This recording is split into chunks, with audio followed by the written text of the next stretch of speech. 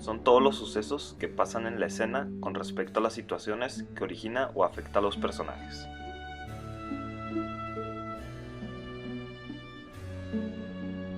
El acto o jornada es la unidad dramática en la que se desarrolla la acción y tiene como finalidad la organización y la representación de la obra.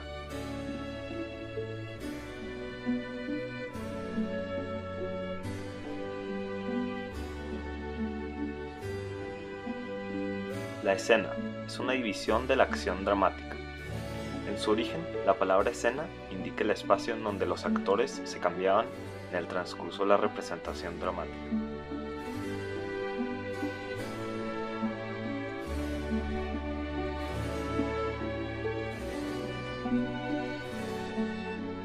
Si el acto es de carácter físico y representa una división cronológica, el cuadro aborda una posición estética.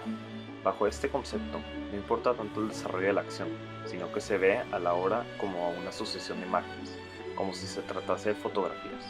En esta concepción es muy importante la decoración, que debe ser peculiar, ya que puede representar un ambiente, un espacio o una época.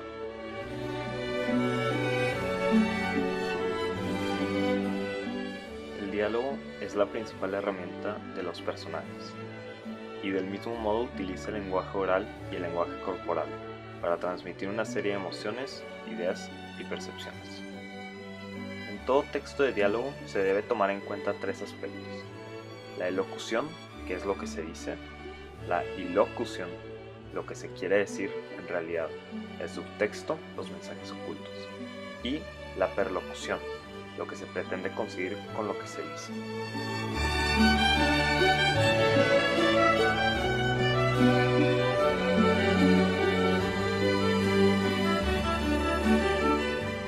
Discurso. El diálogo es un discurso directo característico del lenguaje teatral, en contraposición al discurso indirecto, que es la forma discursiva de la narración. Es considerado discurso directo porque se da mediante a los parlamentos de los personajes, sin la intervención de ningún narrador.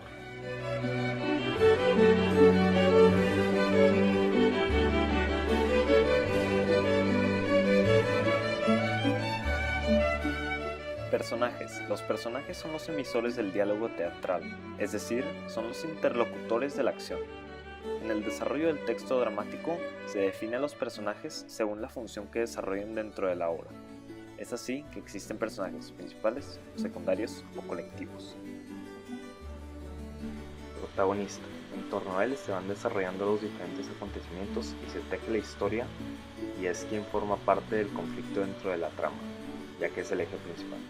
Antagonistas. Es muy importante en la obra, no tanto como el principal, pero es el segundo de relevancia.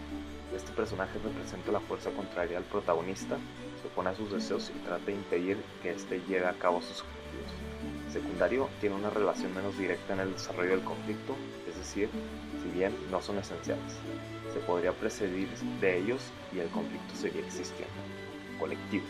Se refiere a un grupo de personajes que participan dentro de la obra dramática y que no se desenvuelven de modo individual, sino que toda su participación se transmite en concepción de grupo.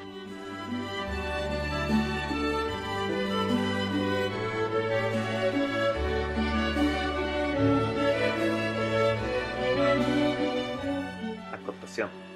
En la gran mayoría de obras dramáticas aparecen entre paréntesis breves notas aclaratorias del autor, llamadas acotaciones, las cuales tienen que ver con la precisión de ciertos detalles de actitudes o estados de ánimo de los personajes, por lo que sirven para orientar al lector en la interpretación del texto dramático.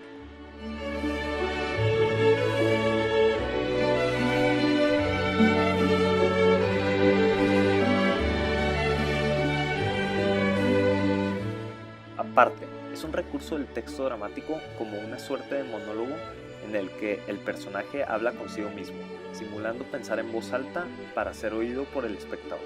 Se supone que los demás personajes presentes en la escena, si lo hubiera, no pueden oír dicha elocución.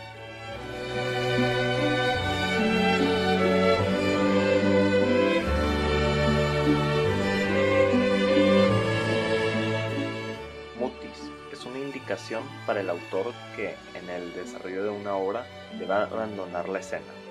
La idea de hacer mutis, por lo tanto, consiste en marcharse del escenario o, por extensión, de otro sitio.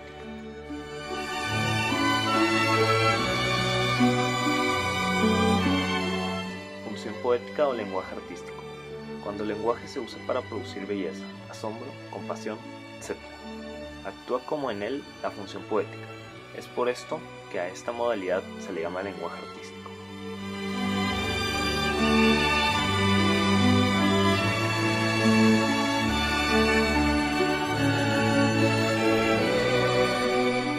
Dramaturgo. En el género dramático, el emisor o enunciador es, en un primer término, el dramaturgo. Todo texto dramático desde un inicio está escrito para ser representado en un escenario o simplemente para ser leído, igual que en la poesía o la poesía.